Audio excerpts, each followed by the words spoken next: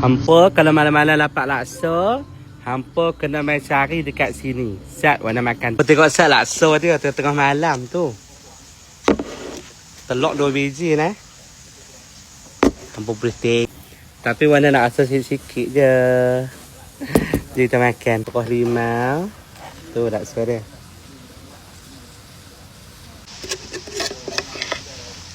Warna kalau malam-malam warna suka rasa-rasa je.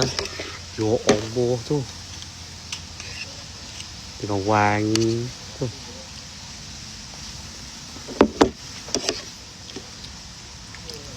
Sikit dah.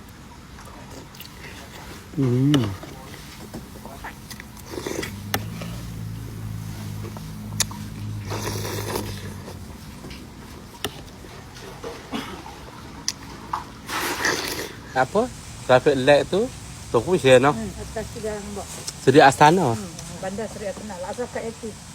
Bandar Seri Astana laksa kat Yati. Nah. Bandar Seri Astana laksa kat Yati. Selambuk ampun sedap nak mati.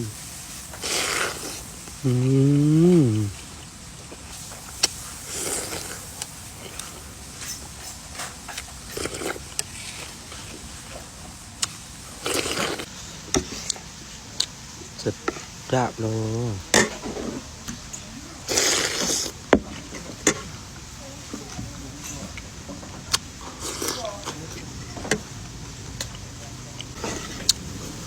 Memang sedap. Kita ada dalam kau apa? 12.57 malam.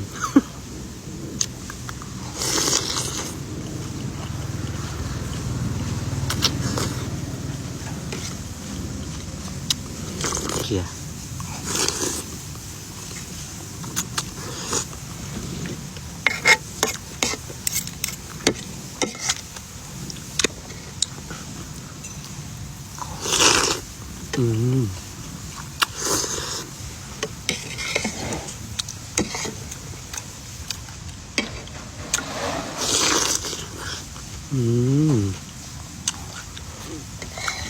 Sedap lah tak pakai hati.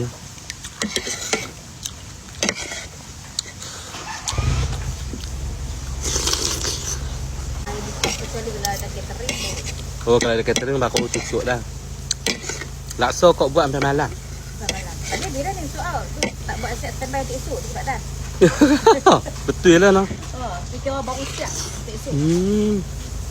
Tahu tak saya. Dia pun tak tahu nak cangkok macam mana. Kadang-kadang lepas tu hitam mana dia rasa kok balik kan. Ada kalau kita kenal lah kadang-kadang. Semua kata buat customer tu lah. Alai tu kan.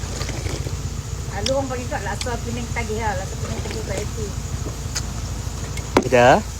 Lepas tu warna bungkus tak kena nak makan kat rumah. Ada orang panggil pun laksa ulam.